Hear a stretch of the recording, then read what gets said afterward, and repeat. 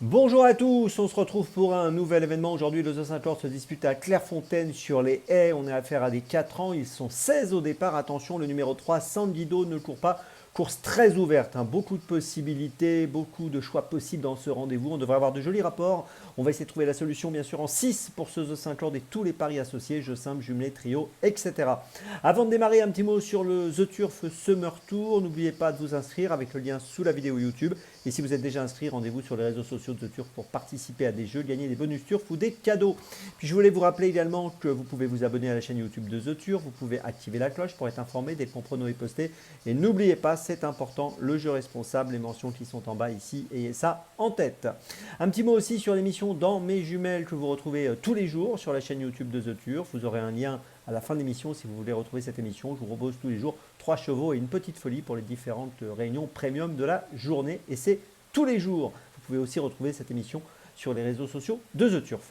Allez, on démarre pour ce The 5, donc très difficile avant le coup, avec en tête un cheval qui est le favori, qui me semble être quand même un point d'appui sérieux dans l'épreuve, c'est le 8 Blissimo. Son entourage est très confiant, attend une très bonne performance de sa part. Il a des performances correctes à son actif. Il reste sur une 4e place à Auteuil le 15 juin dans le prix Daniel Lescal sur 3600 mètres. Il a déjà bien fait à Clairefontaine sur ce parcours des 3600 mètres.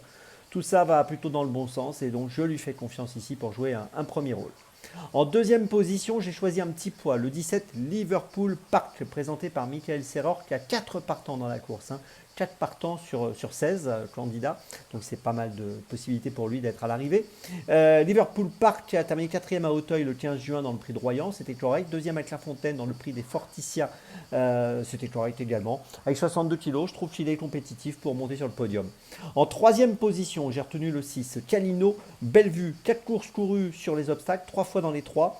2e à la test dernièrement du prix de la ville d'Arès, c'était le 10 juillet. 3e à Nantes au mois de juin. Je trouve que c'est une belle chance pour monter sur le podium. Ici, dans cette épreuve, attention à lui. Il est présenté par Thomas Fourcy, qui a peu de partants en obstacle et qui réussit assez bien quand il présente des chevaux dans cette discipline.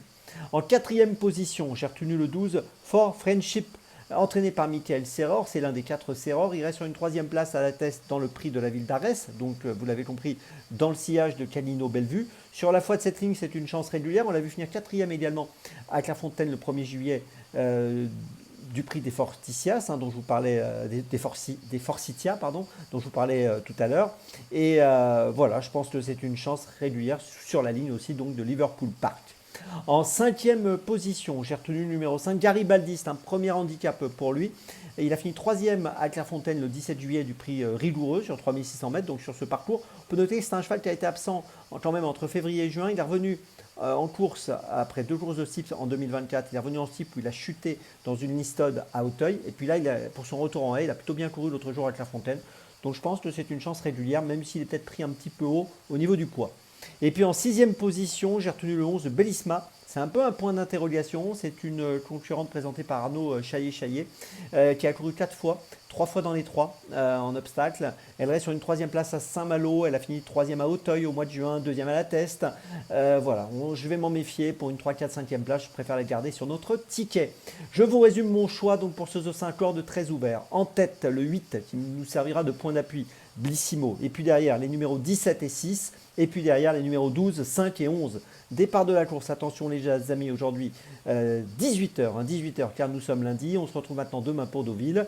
N'oubliez pas, dans mes jumelles, avec le lien ci-dessous, pour toutes les réunions premium d'aujourd'hui, mes sélections. Et d'ici là, donc d'ici demain, avec The Turf, ça va aller.